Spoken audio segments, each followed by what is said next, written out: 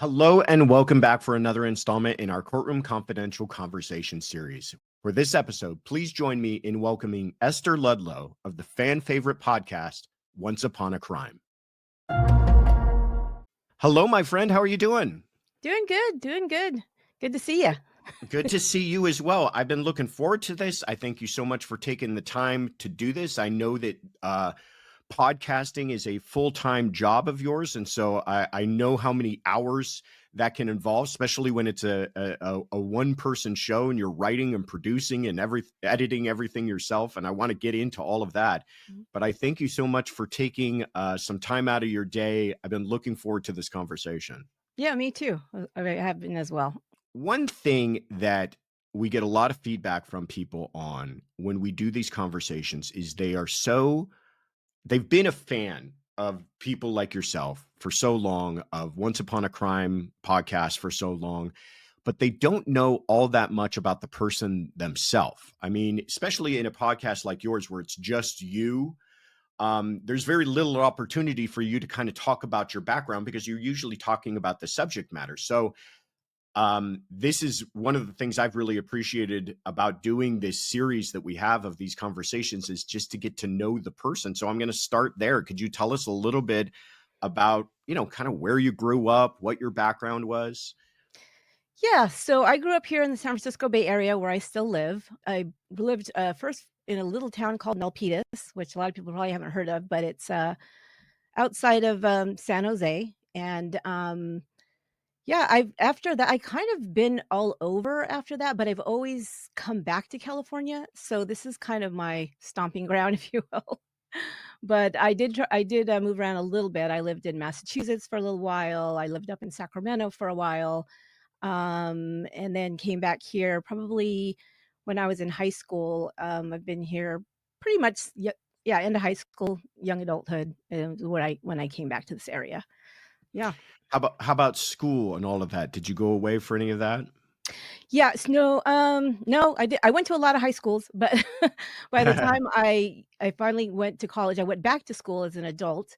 I got married very young and had a daughter, and, so that kind of, took me in a different direction, was just working and raising my daughter, and I was a single mom pretty quickly, did that for a lot of years, just working, but I went back to school later on because I was always a big school nerd, so I had to, and, I went to college here in California.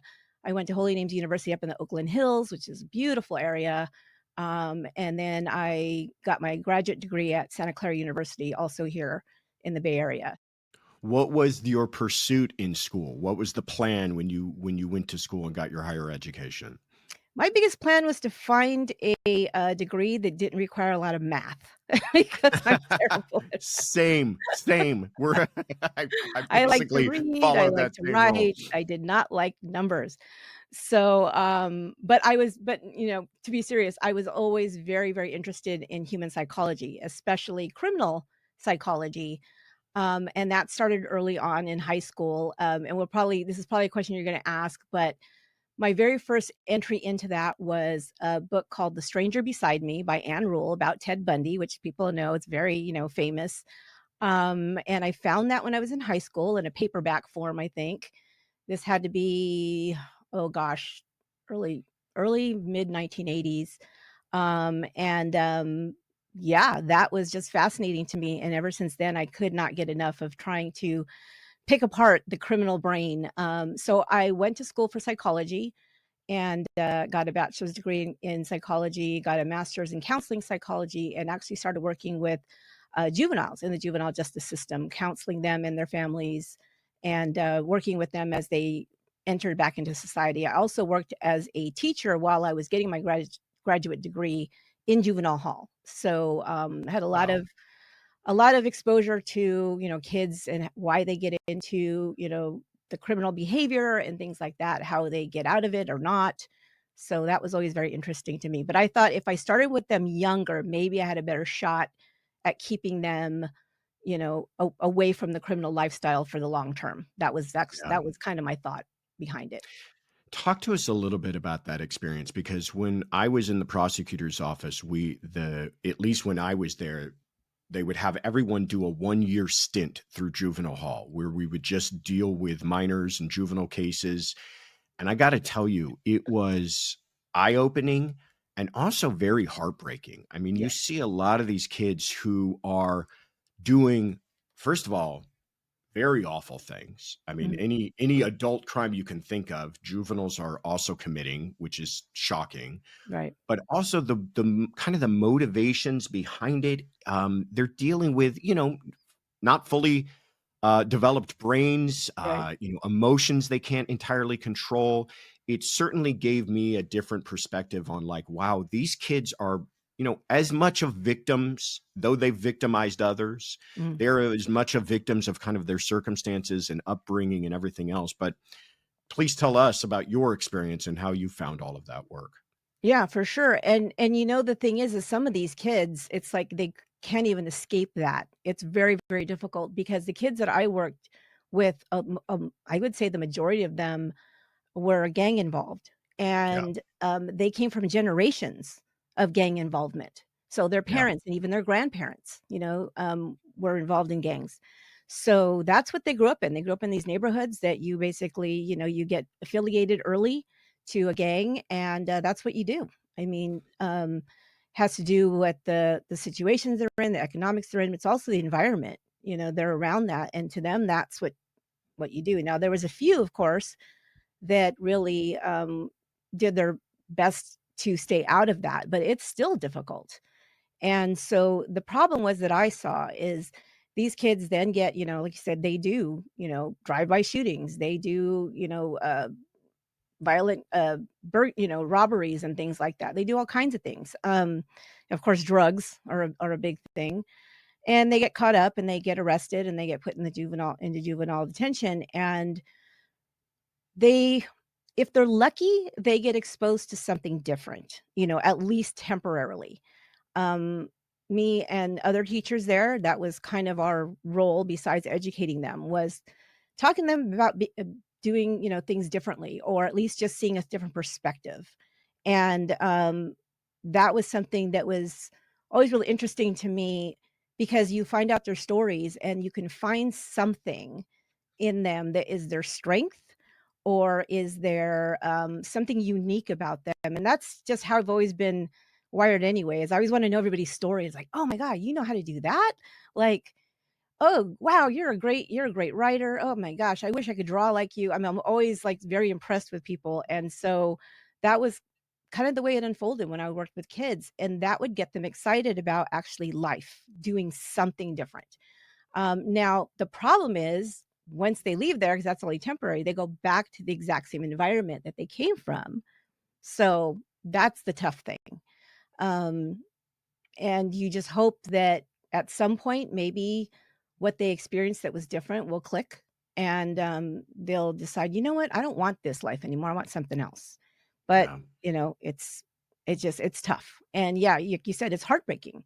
It was really tough for me. I think I was working there, oh gosh, maybe it was a little almost 2 years, and I finally was like, "This is rough, man." Like, I had a son at home who was like a preteen, and I could see my son in a lot of these kids, and it was just really, really heartbreaking, and Yeah. I knew that they didn't have that kind of support and encouragement and, a safe home. So yeah, it became a lot. So that's why I went into counseling. I thought, well, let me do this outside of, being locked up because you are locked up with them. I mean, make no mistake about it, you're locked in there with them. That is your experience every day, but you get to go home. And Yeah. so I thought, well, let me do something on the outside. So, finished my degree and started working with families. I will say that I think I totally agree with you. It's a emotionally exhausting experience, and I Mhm. think that's why they had the rotation at the DA's office when I was there of only 1 year because they don't want somebody to have that assignment for longer than that because they realize how kind of tough it can be to live with that day in day out. And there is this feeling of there's maybe an opportunity here. It Mhm. might be a short, small window of opportunity that we have to perhaps impact this young person to change the course of their life. Because, like you said, once they reach the age of majority, once they're Yeah. 18 years old, if they still continue down this same life of crime, then they're dealing with big boy court, and then they're Yep. going to adult court, and then we're talking about decades in prison, and really that becomes much harder to kind of remove them from that lifestyle. Yeah. So after your time there, you said I don't know if I can deal with this on a day-to-day basis, but you still had a desire to be involved in counseling and families and everything Mhm. else. Tell us about that experience. How long did you do that? What did that involve? Yeah, so that was the thing. I went to school to get a master's in counseling, and the route would be normally to get your MFT and go into working for, an agency or something like that where you're, licensed therapy kind of thing. I kind of realized with the population that I was working with, it wasn't the best model, at least in my opinion. At least the specific population I was working with. So therapy is great and I'm a big advocate for it, but in certain populations it's pretty limited. They're not ready for that. They're ready for things that concrete. What can I do today to actively do something different or work towards a goal or something like that. So I created my a business that was kind of like a blend between coaching and counseling. So like kind of like that, remember life coaching thing, but it was kind of like that, but not quite. And counseling. And I did that. I just kind of started working with people. I knew that there was this population and the families that were trying to help their kids stay, away from, the criminal lifestyle and stay away from what they were doing, drugs and get back to school and all that kind of stuff. They needed help. They didn't know exactly where to start. It's a lot, so that's what I did. I started working with families who were and, one-on-one with these kids and with the families as well to try to see if we could change some things and get these kids to see a future and then start moving towards it. So, it was very, hands-on, it was very experiential for the kids, and that worked really well for me, and I did that probably, oh gosh, it was like 7 or 8 years because I graduated in 2008, and then in 2016 is when I launched the podcast. And that was really just something to do to not be working.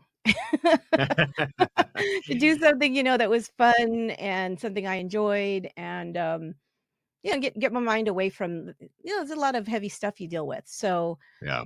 and the funny thing is to get away from the heavy stuff I deal with, I I started, was just, I like, was doing true crime. So, right. that You just turn tells you to a little bit more the about me than you need lighthearted to know. world of true crime. Yeah. I want to get into that because I didn't want to miss this. You mentioned it earlier, but you said that one of the first things that stuck out to you and kind of stuck with you was reading Ann Rule's book, The Stranger Beside Me. And a lot of people point to that book. If you're a fan of true crime nonfiction literature, that's one of the books that's in your top five, I imagine. Tell us, though, for people who aren't familiar with the book, what it's about, because it's a unique Mhm. perspective from the author uh, by far. Right. And then what it was about that started to attract you to this world of storytelling in the true crime genre. Mhm.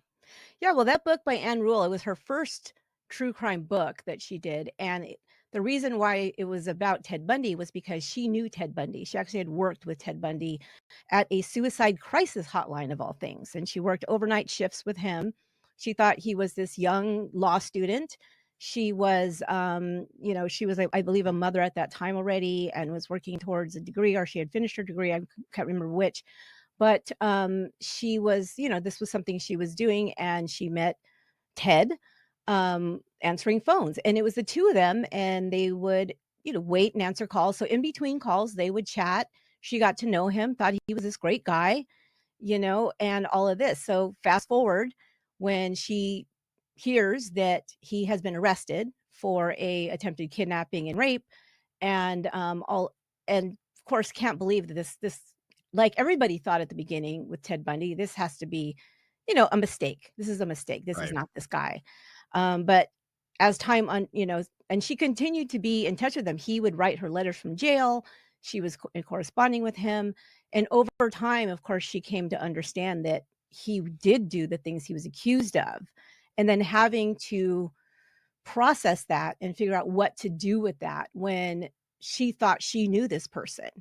And to me, that was so interesting because and she does a great job in all her books, she did a great job, of talking about the backstories of the perpetrators and the victims, and to me, that kind of informed me a little bit about how things unfold or maybe even why a little bit. Now, we don't ever know for certain, but it gives us, room to think about, like, how does this happen and how do we avoid it? And that was kind of part of what I ended up doing in my career was how do people start going down a life of crime and how do we avoid it?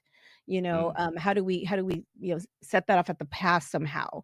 Of course, it was way too late for Ted Bundy, but it was looking at that and picking apart the psychological profile of a perpetrator that was so interesting to me, and I just wanted more of that. So as soon as I finished reading that book, I'm looking for more true crime books, and there wasn't a lot, but it that kind of started my journey about that. I think at the time there was maybe a few true crime authors and there was unsolved mysteries or something. Yeah. There wasn't a whole lot more, but yeah, that kind of got me started, and it was really a lifelong fascination with that question is how does a person become a perpetrator, and is there a way that we can avoid that, or if not, that we can inform ourselves so that so we don't become victims. And that's a huge question. I feel Yeah. like we could spend hours just contemplating that. But flash forward now, you said, you've got this fascination. You read the books. It's kind of an itch in the back of your brain. You go through your time in counseling and in private practice, and you said in 2016 something got into your head, and you decided, I'm going to start this podcast. And I want to know about that moment because that's quite a leap, and it does seem like today everybody's got a podcast, Yeah. but including the governor of our own state. But talk to us about what inspired you. What did you plan to do with it? Why did you feel like this is a gear shift I want to take in my life? So yeah, I launched in 2016, but I'd actually been planning it for years. So it was something I actually started podcasting in 2012. Mm. And that was just a little podcast I was doing. It was kind of like giving people tips, like because out of my counseling business, like talking to parents. It was just a little short, podcast about things that came up while I was doing counseling, like maybe these will be helpful for parents to know and families to know. So I did that for a little bit of time because I was just a big fan of podcasts. I used to started out with like the news and politics podcasts, and there wasn't any true crime podcasts really at the time, but it took me a Which is while to find incredible. any. Not to interrupt you, but that's incredible to think about Yeah, because that genre of podcast yeah, now is huge. But yeah. there There was was a time when it's couldn't like find one. nobody was really doing that. No, no, there wasn't a lot, and I did look. So there was a couple, and we'll talk about that when we get to that. But it was so I just at 2012, I thought, well, I love listening to podcasts. That sounds like fun to talk, and record and all of that. So I learned very piecemeal on my own. There was also no schools of podcasting, you guys. You had to figure it out on Right. your own. What's an RSS feed, all that kind of stuff, right? Right. I mean, it was really, really primitive in 2012. So, um, so I figured it out, and I'm not a technical person at all, but I just thought it'd be fun. So I figured that out, and the audio, as you know, is notoriously difficult at times and challenging, and but yet still was able to do it. But I did that short-lived podcast for a while, and I thought, I wanted podcasting to be fun. This is more work, and I don't want to do because I was talking about my work, and I'm like, had Mhm. enough of that work. And I remember talking to my husband at the time and saying, um, you know, if I was going to do a podcast for real, like for the long term, there's only one subject that I really think I'd like to do, and that be telling true crime stories because I know so many of them. I'm telling you, I cannot remember what I walk out the door and I can't remember what I'm supposed to be doing that day or, whatever.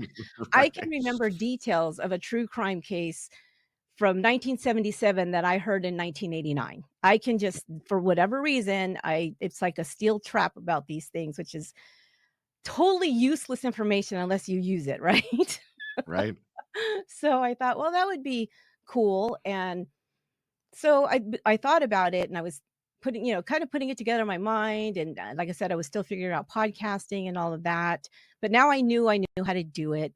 So I thought, "Okay," and then finally, I had started my practice and all that kind of stuff, and I thought, "Well, I really wanna do a podcast. I think that would be really fun," and so think I started putting it together, like, maybe in 2013 or something like that, like, "Okay, start putting together the stories." Now I thought I was gonna do, because I read true crime a lot, I thought I was just, "Oh, I'll just talk to true crime authors."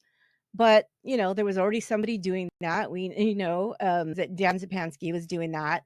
I would listen to that, and the other person that was doing a true crime podcast was the Generation Y, was Justin and Aaron, and they did cases, and it was 2 of them, and they would go through the case, and, and they didn't do a lot of chit chat, but, it was 2 of them that co-hosted, and I thought, I could do that, but I would do it on my own because I don't know that I could work well with another person. One of my worst things in college was group projects, like, Right.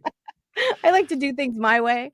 So, Uh-huh. it's like I just decided, "Okay, I think I'm gonna start this." I started writing a couple of scripts and figuring out the format and all that stuff, and, um, and I also realized really early on that I cannot speak very well just off the cuff, that I really need I'm a writer, first of all. First and foremost, I'm a writer, and I'm a communicator, but it's through writing.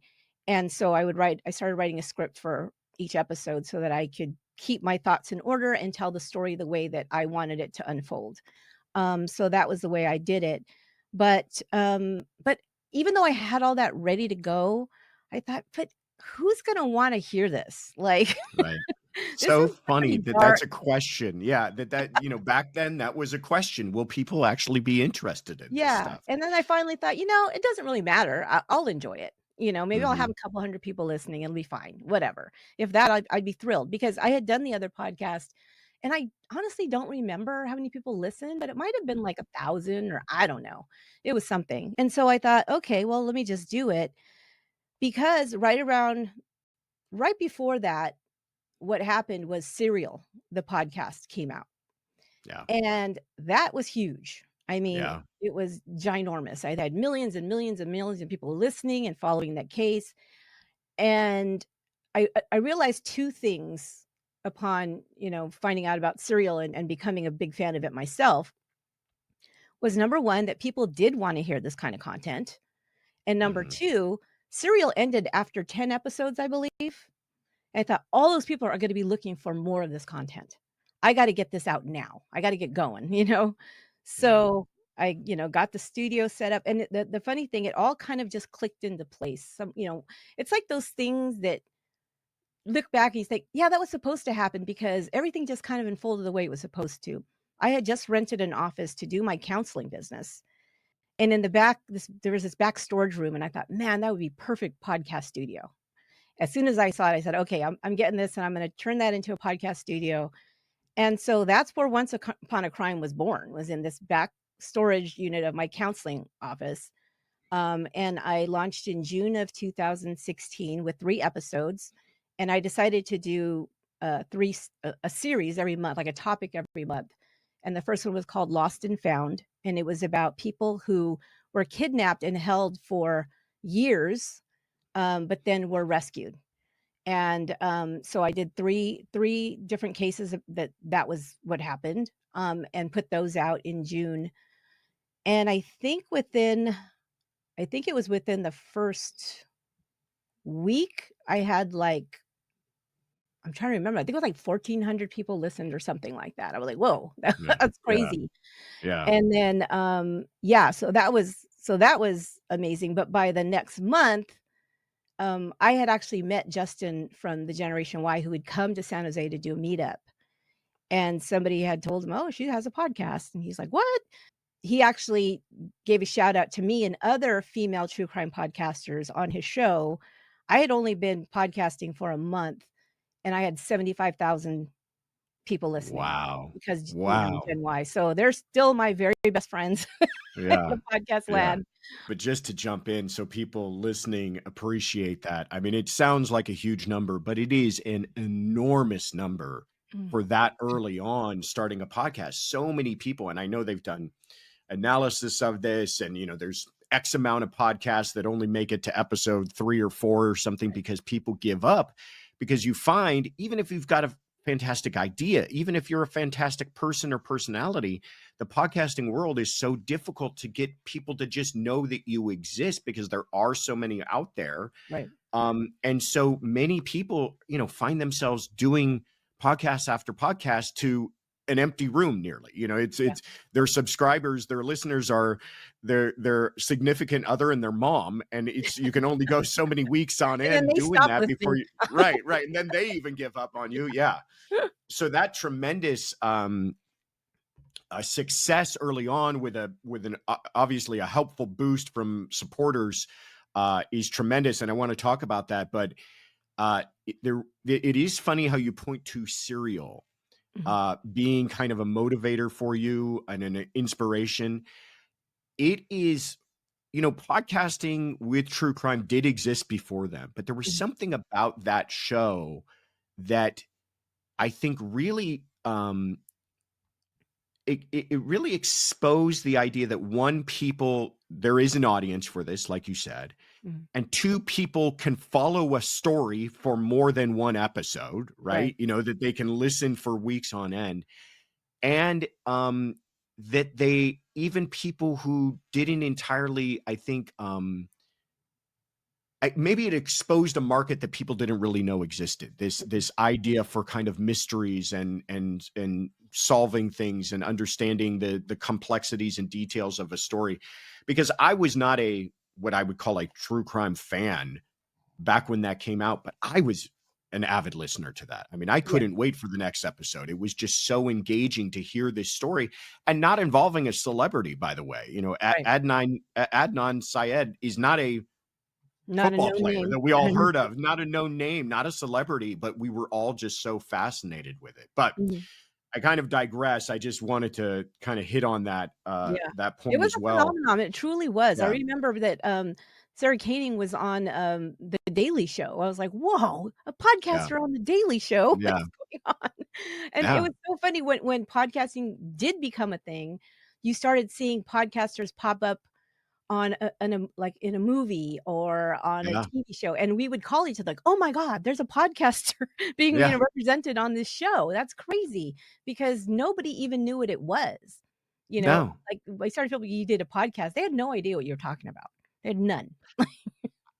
My wife started working for a podcast many years ago, and I remember not even quite understanding what do you mean? It's like a radio show, but it's not live, but I have to listen to it, record it. It was it like, it kind of didn't fit into all of our square holes. We're like, Yeah, this is television and this is radio, but what is this podcast thing? right. And now you've got people like Joe Rogan, Mhm. one of the most influential people in media, and the Right, guy's, essentially a podcaster.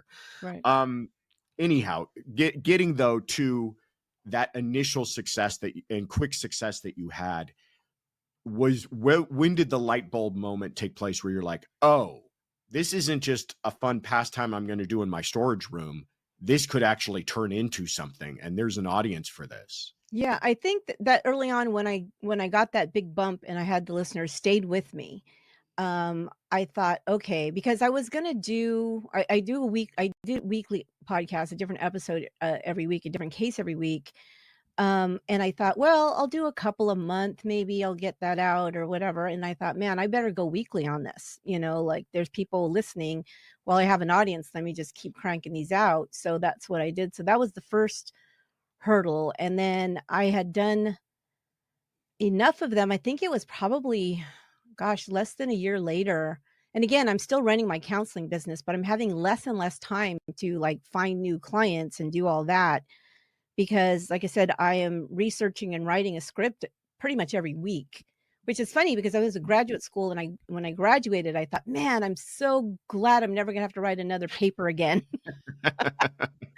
And now I have to do one like almost every week. It's ridiculous. Yeah. So I mean, I really messed myself up there, but yeah, it's like So I thought, okay. And then I noticed I had this audience and I thought, this has to be worth something, to have these Mm, listeners. And again, there wasn't networks, podcast networks that you sign on and they find you advertise. There wasn't that yet, unless you were, I don't know, like a celebrity or something. You didn't get that. So, I mean, mhm. I hosted on Libsyn. I did everything myself. We figured it all out.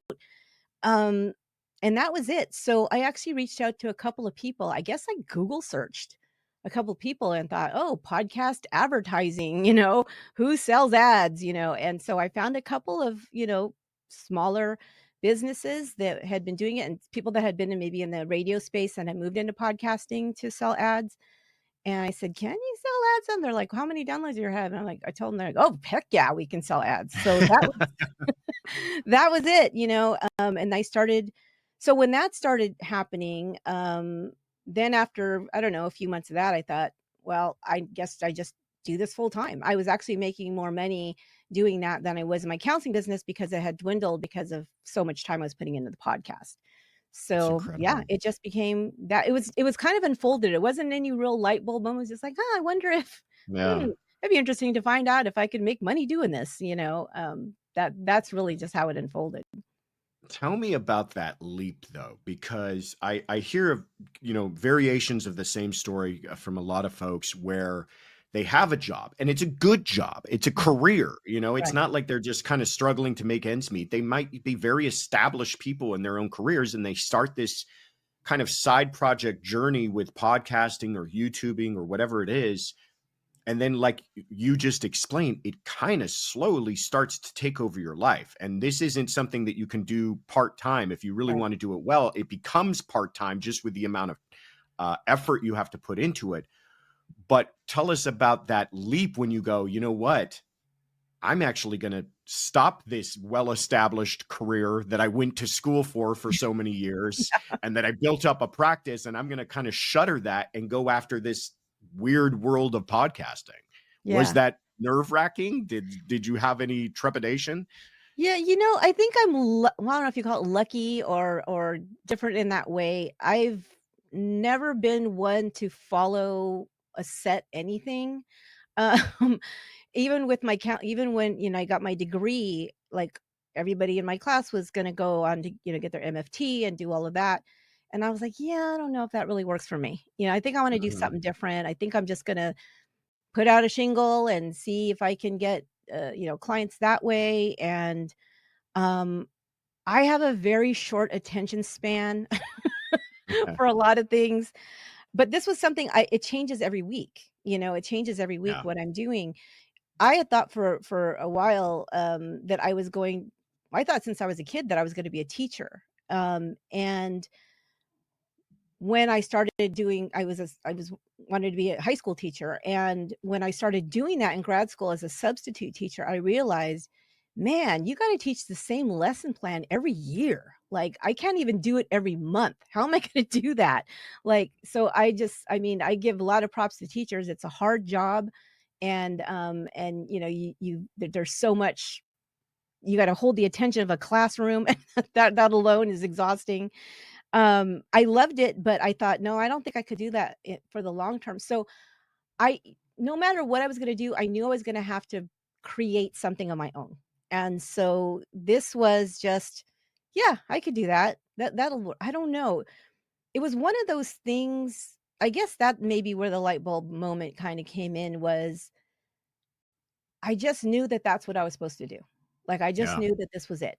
Like, if anybody thinks back to all of the times in their life and they think, "Man, I wish I would have known then this," or "I Mhm. wish, I had been in the right place at the right time at this, for this thing," like, whether it's investing in some company or, whatever, stocking, toilet paper before COVID, whatever, like it was that you Right. wish you had known. Um, and I feel like this is the one time in my life that it was like, "Man, I hit it." Like, I was in the right place at the right time with the right skill set and the right interests, and it all just unfolded the way that it was supposed to, and I even believe that my degree has a lot to do with what I'm doing now because I was doing, all of the criminal psychology and the motivations and the looking at all of that. And I do a lot of that in the stories on Once Upon a Crime because I do dive into motivation and personality and upbringing and all of those things that would play a factor in it to, I hope, put more interest into that story. I say what I say is I wanna do more than just the Law& and Order version, which I love Law& and Order, don't get me wrong, but the Law& and Order version is the crime, the investigation, and the trial, and the outcome, and Mhm. those are great, but it's like but I wanna mix that up, like, let's tell the story from a different point of view, or let's look at go deeper into the stories and find out what was going on here. So yeah, so that's all been great, but I think it all it all came together somehow. I mean, I Yeah. know that I I probably didn't know anything of what I was doing, but it came together, and I feel very, very lucky for that. Oh, well, it sounds like it was one of those things where the old proverb, you find do what you love and you'll never work a day in your life. And it Right. sounds like you that kind of revealed itself to you. I'm glad that it did. You've been doing this for a while though. I mean, Mhm. you are one of the originals in true crime podcasting to the point, and this is one thing I wanted to ask about, but I want to ask how things have changed over the years. But you have the website, the URL truecrimepodcast.com, which I think is amazing. Yeah, I'm like, who actually owns that? You do. yeah. So tell us a little bit about how that happened. But then more importantly, I'm curious, over the years that you've been doing this, how have things changed? How have they stayed the same? All of that. Mhm. Yeah, that was funny because, I mean, I've had other, businesses when I was even when I was in grad school, I had I was doing tutoring, again, you do everything you have to do to make money when you're in grad school. I was tutoring, and so I had a website for that, I had a website for my counseling, so I'd always looked at domain names. I was always kind of like, I don't know, it was one of those things like, "Oh, I wonder if this domain name's available," or whatever. Yeah. And so when thought about doing the podcast, I thought, "Oh, truecrimepodcast.com, nah, that's not gonna be available. Oh my god, it's available." I got it immediately. Like and I I just sat with it love for a that. couple of Yeah. years, I think, before I finally started using it for, website, but I'm like, "Yeah, that is totally worth it." So, yeah, it was just, again, lucky, right place, right time. I was lucky. Nobody else had looked that one up. I don't know. But again, true crime podcasts were not a big deal yet. That was not Right. a thing yet, really. There was just a handful of us, and speaking of that, the beginnings of it was great because I got acquainted online and on a Facebook group. I don't know, somebody started it and a couple of us found it. It was all women true crime podcasters. And there Mm. was probably 6 of us. And it's like Nina from Already Gone and Charlie from Now at Crime Lines, and a couple of others, Brooke from Actual Innocence. I remember way back.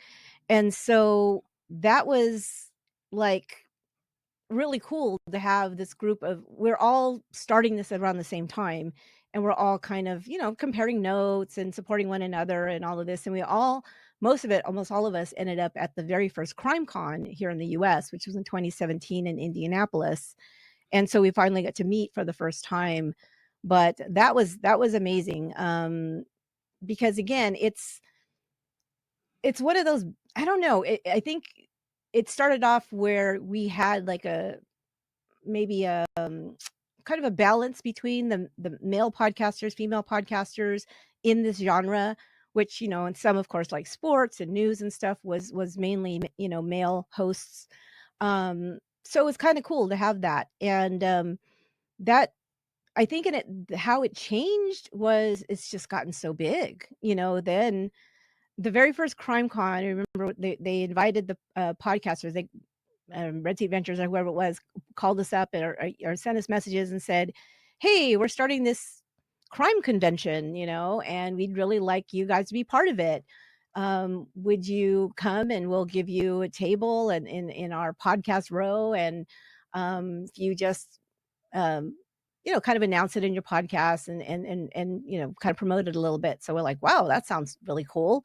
So we did that, and it was so great because, like I said, we hadn't met each other, but we were fans of each other's podcasts.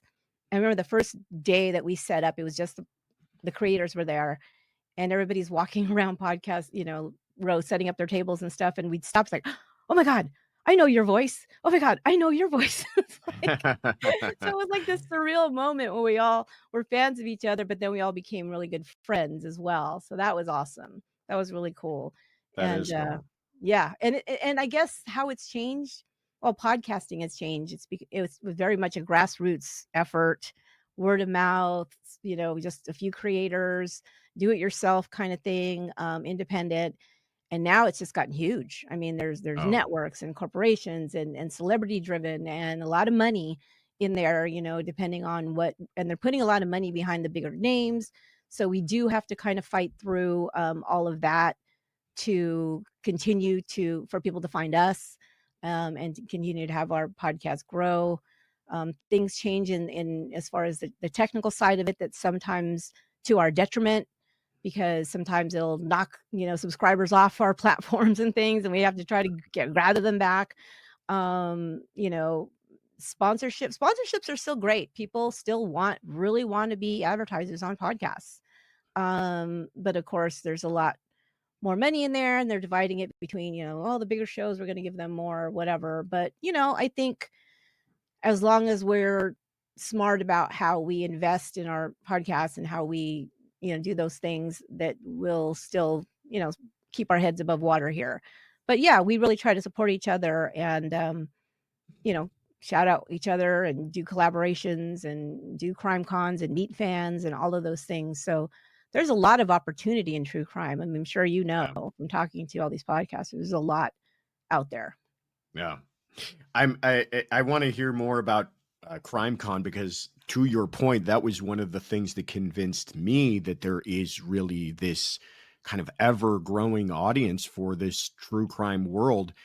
Um, I had heard about CrimeCon, wasn't quite sure what it was, Yeah. didn't know what I had it pictured in my head. What exactly do you have at a convention about crime? You know, so I went to my first crime con in Nashville, which was last year, Oh yeah. and with zero kind of expectations of what it would be, and I was blown away. It was so wild, and the community of people are so enthusiastic and friendly. And it really is kind of this fan environment where people are getting to meet their podcast hosts for the first time or YouTubers or whatever it is. Mhm. And then also a very victim centric and appreciative of the world that we're dealing with is a very serious world. But I'm curious, how have you seen through CrimeCon? I think is probably a good barometer. How have you seen kind of the true crime world grow? Yeah, I mean, that Nashville one, that one was huge. Yeah.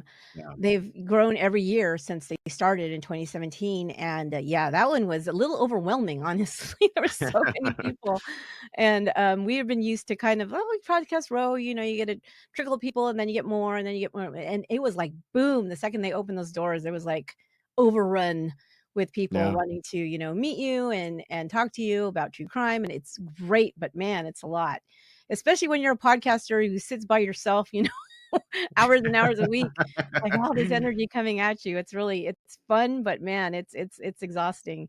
But yeah, I think what I've seen how I've seen that change too is that there's, again, just a lot more going on there with a lot of creators. We got TV networks there now and all of that. Um, but also I've seen a change in the audience. Before I would swear it had to be 92% women that went to true crime conventions, and now you see a lot more men, and you Mm, see all different ages. You see people there with their kids. You see, families. A lot of times it's family members of victims, or people that have been victimized in some way. Who again, there's a lot of I believe, you get this kind of people that are outside of that population, like haven't been to CrimeCon or haven't been around people that are like people that follow true crime.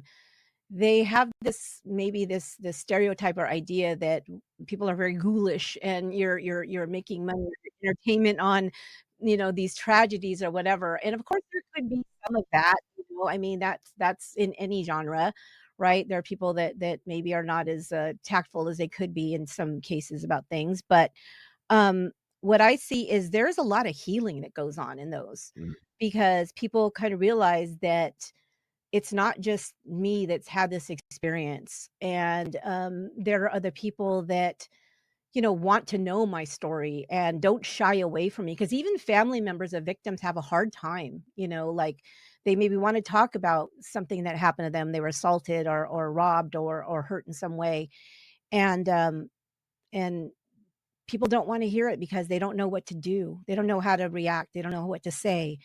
But you'll see these people in these audiences that come, they've been immersed in this and they do like know how to approach and they know how to say, "I'm so sorry that happened to you." And it really, you hear this over and over. It's like that is so helpful to me. Or even knowing like if they have a missing family member, that there are other people that are going through this, and maybe finding tips and things like how do we continue to advocate for our missing loved ones or people trying to find justice for their loved ones. There's a lot that goes on there, and you see a lot more of the advocacy happening. And for me, people ask about that. It's like I don't like stand on a soapbox about anything. I feel like telling the stories in the most respectful way I can of the victims without shying away from who the perpetrators are, what they've done, is important so people can see that these things are real and these things happen, and there are victims and there are people that have been hurt by it. But I also feel that the awareness of it is so important because yeah, otherwise we live in this bubble and think nothing can ever happen to us, and we miss warning signs, that really red flags, even in relationships with other people that we know, because as we know, most people are victims of people they know, not strangers. yeah. So, seeing those kind of things or hearing those kind of stories, I think helps everybody to be aware of, how to keep themselves safe, number one, and how to keep their loved ones safe. Yeah, and you're right. There's a fine line, but I think easily walked if you're compassionate and considerate of telling the stories, talking about kind of the fascinating nature of some of these crimes, but also just not turning it into a spectator sport and realizing that it's affected real people's lives. Yeah. Um, but you haven't just stayed in the world of podcasting. Yeah. You've also ventured out, and now you are on YouTube. Tell us about when that started, and that is a whole different animal. I had to look back because I didn't remember exactly when we did that. It seemed like, "Oh, isn't it just a couple of years ago?" No, it's been a while. I think it was 20, I wanna say 2018, I think was when we Okay. first launched it, and this came out in a funny way. So, like I said, I'm here in San Francisco Bay Area, and a teacher that's here, up the peninsula from where I live, reached out to me, a high school teacher, and she said, "I'm such a big fan of your podcast." She goes, "And I have this high school class, I do psychology, and we're actually doing a unit about, like, criminal profiling, FBI profiling, whatever." She said, "It would be so great." She goes, "I know this is a big ask, but would you come to my class and speak about, what and I said, "I would love to because I used to be a high school teacher and I haven't been in front Uh-huh. of a high school class in a while. That'd be fun." So I went and, did it and it was great. And at the end of it, no, during the questions, somebody asked, "Do you have a YouTube channel?" I said, "No, I'm a podcaster," right? And this one of the students came up to me at the end. He goes, "You are on YouTube." I go, "What?" And he showed me, he goes, "You have like, I think he said you have like something like 600 subscribers." I'm like, "What are you talking about?" I look Somebody had poached my audio and threw it up on YouTube, Wow. you know? Wow. And so my producer, I have a producer now, Lorena. She's been with me for, gosh, I think after, gotta be 6 years or now, I think something. I'd have to ask her. I don't remember. Again, numbers, me and numbers are not good. But she so she said, "Oh," she got upset right away. She's like, "That is wrong," and so she went to YouTube and made sure it got taken down and this and that. She goes, "Well, we had subscribers. Let's start a YouTube channel." I go, "Oh, that's fine. If you wanna throw the audio up there, that's great." So at first it was just, our static logo with the audio. You put it up there because that's all they had, right? And Mhm. but then Lorena decided, let's go ahead and make videos for this. So she's the mastermind behind the videos. I do the audio, she puts the videos together, and we've been doing so she started doing those, and we're now going back and doing some of the older ones as well. But I think it was around, oh gosh, I can't remember. It's got to be at least 2 years, something like that, that our weekly, podcasts we've turned into documentary style videos. So she puts those together, and those are amazing. And then we kind of even revolve that a little bit beginning at the end of last year, where I actually appear on camera. My agent will say, "You need to be on there." People like to connect with the host of the channel. I'm like, "Ugh." I've always been anonymous. Always been anonymous. Do I have to? And she's like, "Yes, it'd be a good idea." But now I'm finding it pretty fun. I enjoy it. I'm not there on the whole thing. I'm not sitting there just, talking to a microphone and doing the audio, but I'll, come in and do clips and then just, add in between of all of the pictures you're seeing and the things from the case that I'm covering. So that's been really fun. So we've got like 17,000 subscribers now, which is Fantastic. amazing. We again didn't think, but put it out there, see what happens, kind of thing, and that's been really cool. But man, every time I watch the videos, I'm impressed. I'm like, wow, that's cool. Yeah, Because again, I yeah. have nothing to do with that really, except for providing the audio story.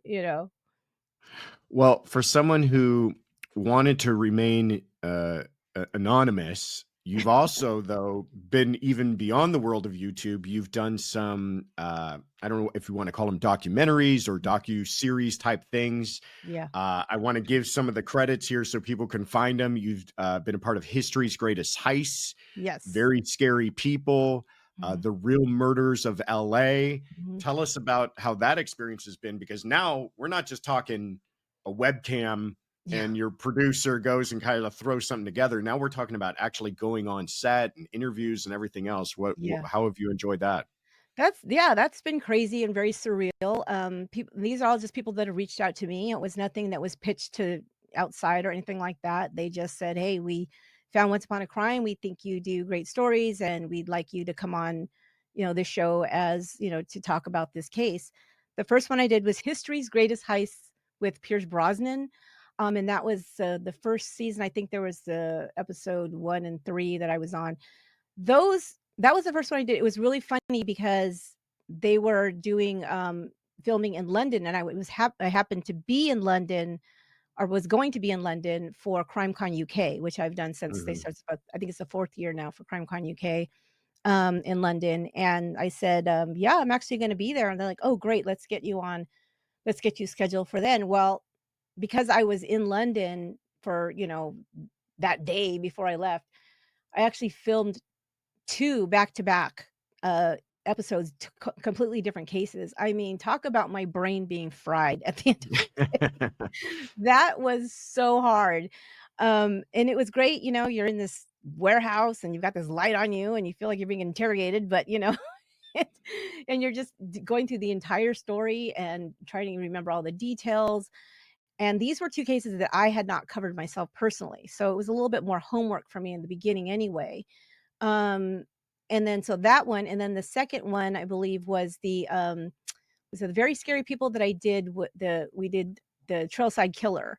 So that was a series that they did, and I had covered that, as a 3-part series myself on Once Upon a Crime, and so I was much more, versed on that, and that was really fun. It's really great to work with. They were actually, thank God, have to, film here in the Bay Area. I'm lucky because 'cause I'm in California, because usually I'm either going somewhere they're doing it local, or it's down in Los Angeles, which is not, I can take a 30-minute, 40-minute plane ride and be there. So yeah, so those have been really, really interesting. I guess I've been once you're there and I'm just kind of telling the story, it's been fun. It's been really good. It's cool to work with these crews. I mean, they set up, they know what they're doing, like tell you exactly what to do and how to stand, and they're doing B-roll with you and all this, and you're learning all these things, and it's been fun. But man, talk about surreal, seeing yourself on television and, seeing like my grandkids like, "Oh, there's my Mimi on Very Scary People," or whatever, which is really kind of funny. Like, "You let them watch that." Like, it's okay. Right. I Yeah. had to. It was their grandmother. I'm like, "Oh god." I love that. Yeah. What's next? Do you have plans for anything new you want to get into, or are there stories that you're looking into for the podcast? Do you have anything you could share with us? Yeah, actually, there's a lot new. So I've been doing Once Upon a Crime, like I said, this will be finishing up 9 years in June, and it's already 350 episodes. And I've done except for a few, um, a few times I've done them like one case per episode, right? And I've done a few like two-parters or three-parters, but having to research and write and narrate a different case every week takes like every minute of my time. Like I'm there's sure. no time for anything else. And there's lots of projects that I have been putting together for a while and in pre-planning stages and things like that. And I thought, okay, the only way I'm gonna be able to do that is to kind of do this a different way.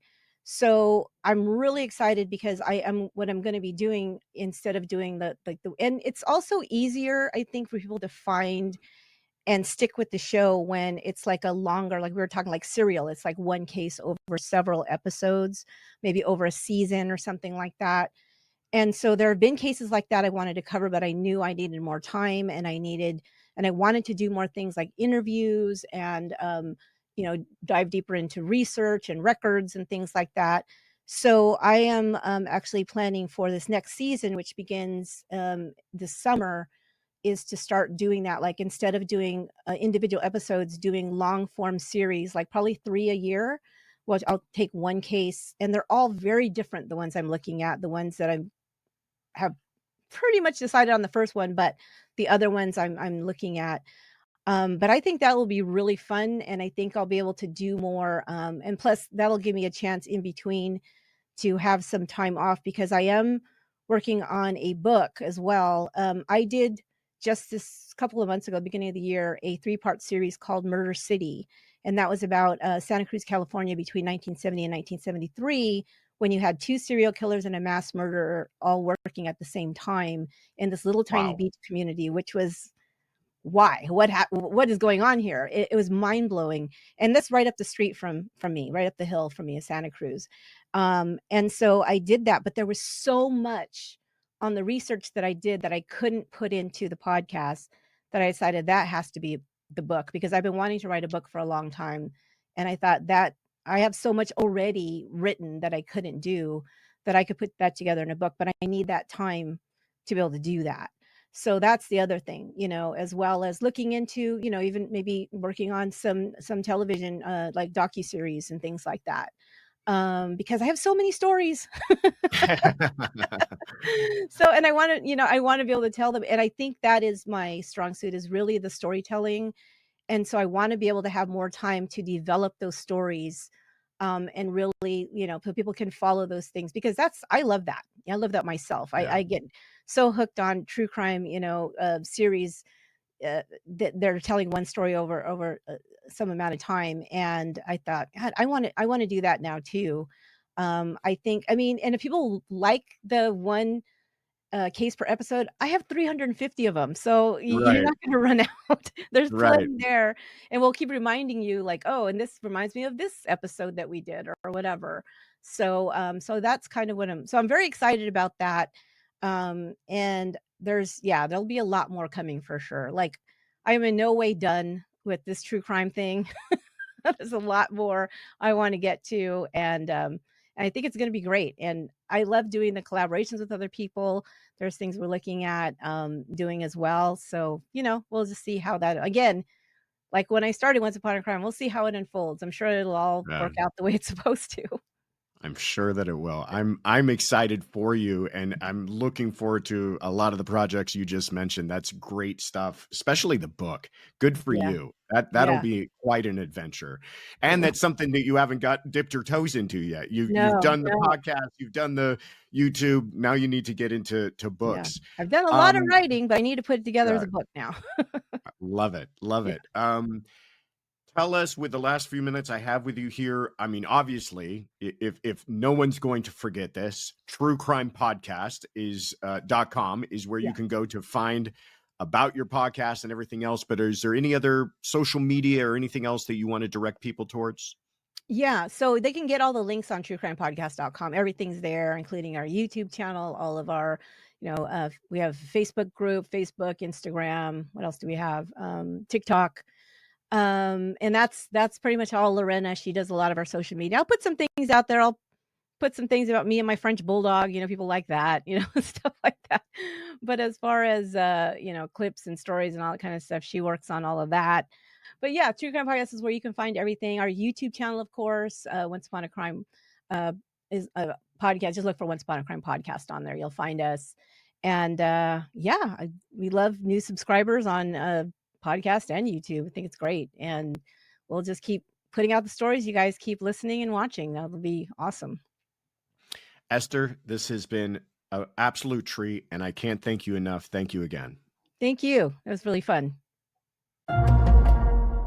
We hope you enjoyed this interview. If there is someone you would like to hear from, a well-known creator, or perhaps someone you feel that gets overlooked, please let us know in the comments, and please check out our playlist of past conversations. We appreciate you all. Please remember to like this episode and subscribe for more content like this. And thank you again for joining us for this episode of Courtroom Confidential Conversations.